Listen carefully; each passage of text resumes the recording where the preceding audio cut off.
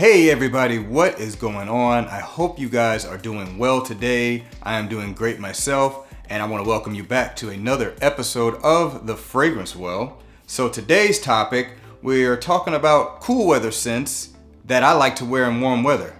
But wait a minute, no, you can't do that. You cannot wear cold weather fragrances when it's hot out. They're going to be too sweet. They're going to be too rich. They're going to be too cloying, and you're just going to be off-putting to people, and that is not okay. Guess what? I don't care.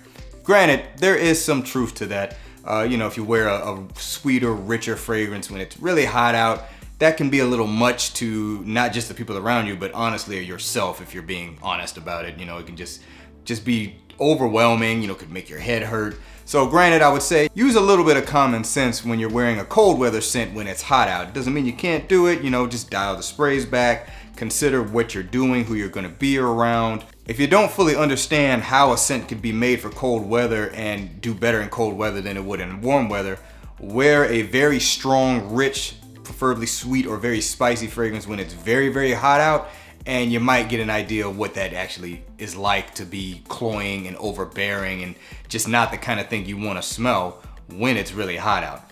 All that being said, I still think you can wear cool weather scents when it's really hot out if you're strategic about it. And also, if you're indoors and going to be in a well air-conditioned area, who cares, right? So we're going to get into it right now. I got 8 cold weather fragrances that I really like to wear when it's a little bit warmer out.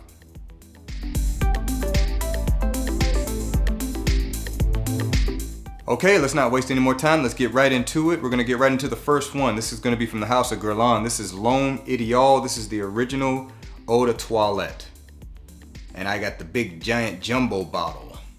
This one features notes of citrus fruits, orange blossom, rosemary, almond, tonka bean, cedar, Indian vetiver, and leather. So this is going to be, the sweet gourmand fragrance that it is known for.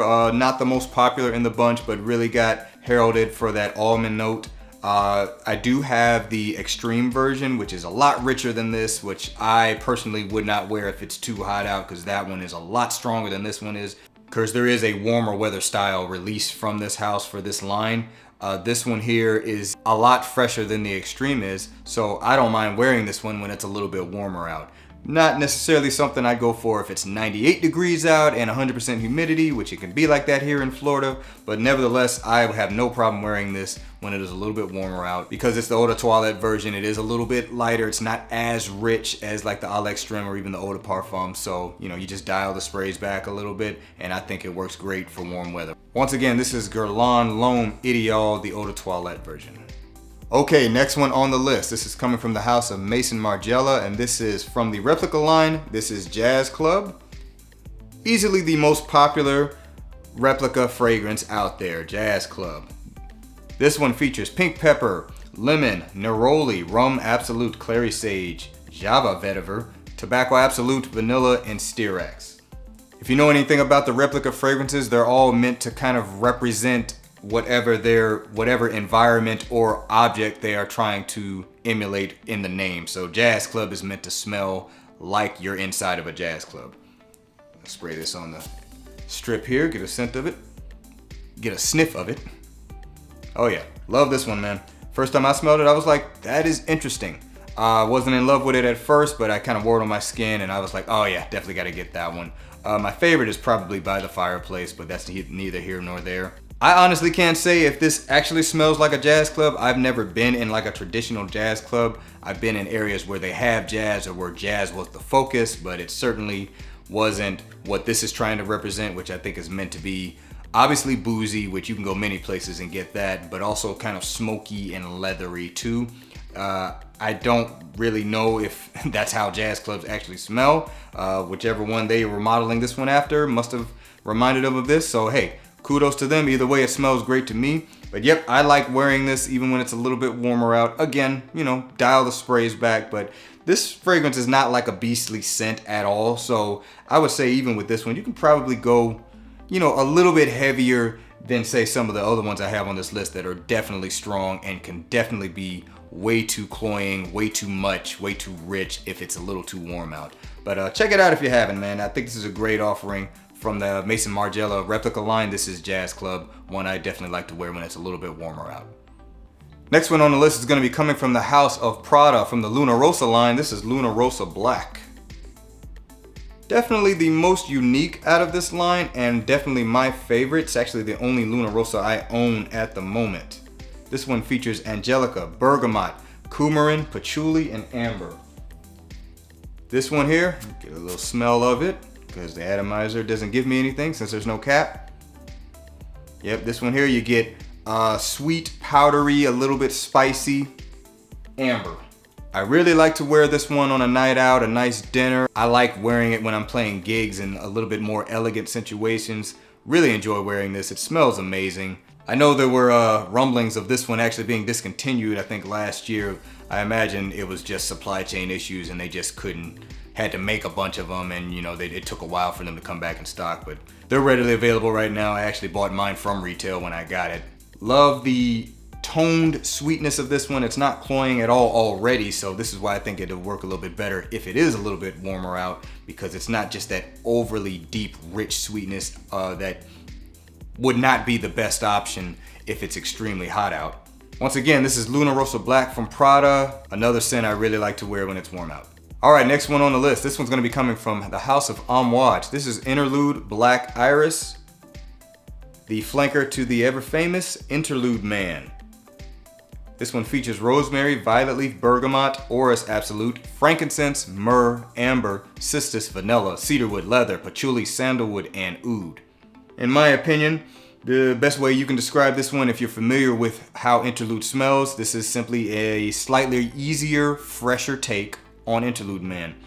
Some might call this redundant, especially the hardcore lovers of Interlude, which I am a hardcore lover of Interlude, but honestly, this still smells very good, and I think it is slightly different enough to warrant having if you're really a fan of that Interlude DNA, but you want something a little bit fresher, or you're not the biggest fan of that oregano note in the opening of the original Interlude Man. Since it is a fresher take, it might as well be one you can say, well, hey, if it's a little bit warmer out, maybe this one will actually work for me versus the original Interlude. Just because it's a fresher take does not mean it is weak, because it is not. It lasts just as long as the original Interlude Man. I haven't done an A/B comparison, but it's certainly not a weak fragrance. Still very smoky, still very spicy, but like I said, because that oregano is out of there, the opening is a little bit easier to stomach, and with the addition of the orris absolute acting as a fresher iris note, it is a little easier to wear. It's just not quite as rich as the original Interlude Man. Therefore, makes sense for me to wear it when it's a little bit warmer out. So again, this is Interlude Black Iris from Amouage. Okay, next one is going to be coming from the House of Parfums de Marly. This is the latest release targeted for men, and this is Halton. Beautiful fragrance. I absolutely love this. I'm glad I got it now.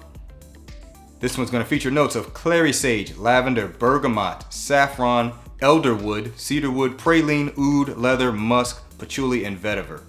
This one here is going to be very spicy and very woody. The praline note does add a little bit of sweetness to it, but it's not a very rich, syrupy sweetness. It's just a little bit of sweetness coming off of the woods, almost as if it's been soaked in some kind of a sugary element and then burned as an incense. It's a very nice fragrance. Definitely intended for fall and winter wear, but I just love it so much, I would just wear it even if it is hot out. I would dial the sprays back though. This one definitely packs a punch. Somewhat oriental, so it might not work for every situation, so I would consider that, but I think it is a very quality scent and one that my wife also loves, so hey, that's always a plus. So I would wear this out on a night out when we're going somewhere to eat or whatever. And also, I just enjoy the scent so much, as long as I'm not doing something where I don't want to come off as off-putting, particularly something for work or something like that. I would wear this whenever I feel like it. I just think it's an amazing scent. Once again, Halton from Parfums de Marly. Next one on the list is going to be coming from the House of Xerjoff. This is Naxos, easily the most popular Xerjoff fragrance. This one features lemon, bergamot, lavender, honey, cashmere, cinnamon, jasmine, sambac, tobacco, tonka bean, and vanilla. Easily one of the, it just smells so good. Easily one of the most popular tobacco scents on the market. This one's more of that sweeter, honeyed style tobacco. Not overly smoky, not ridiculously spicy, but it does have a very nice spice element to it. Perfect fall weather fragrance, but I love it so much that I would just wear it when it's warm out. Naxos is quite sweet, so it definitely one of the sweeter ones I have on the list today. So if it is warm out, back the sprays up a bit, because even when it's cool out, you can overspray this one. Xerjoff definitely not known for having weak fragrances, and I think this one performs as well as many in the bunch and is a good projector as well, so it doesn't require a ton of sprays, so you can definitely back it down if it's warmer out. But it's one of my favorite fragrances, so it's one that I'm gonna wear even if it's warm out. Check it out if you haven't. Xerjoff Naxos.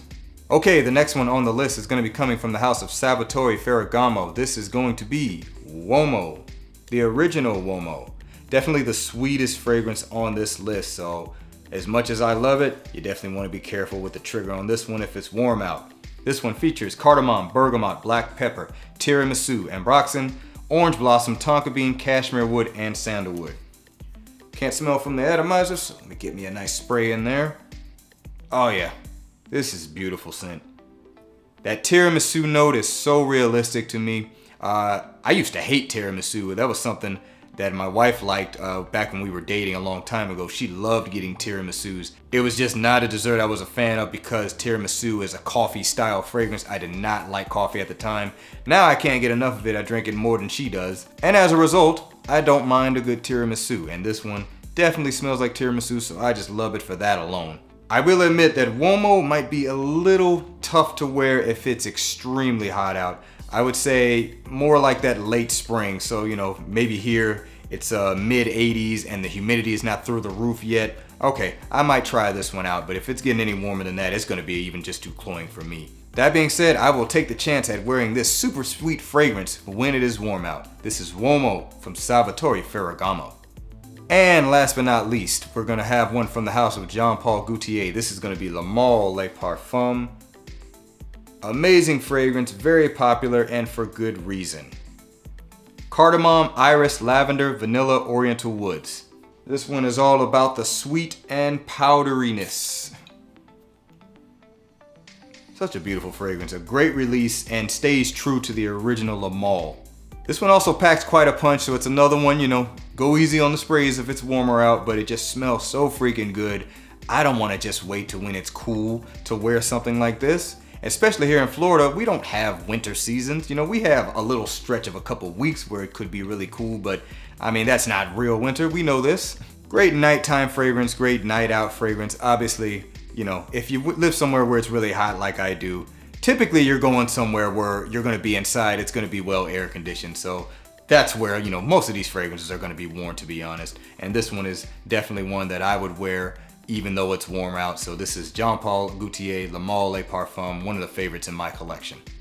All right, that is going to do it for today's video. That is 8 fragrances that I would wear in warm weather, even though they were designed specifically for cool weather. Let me know what you guys think in the comments. Is this a good list? Are these fragrances that you would wear even though it's a little bit warm out? Thank you for joining me today. I hope you have a wonderful day, and I hope to see you in the next episode of The Fragrance Well.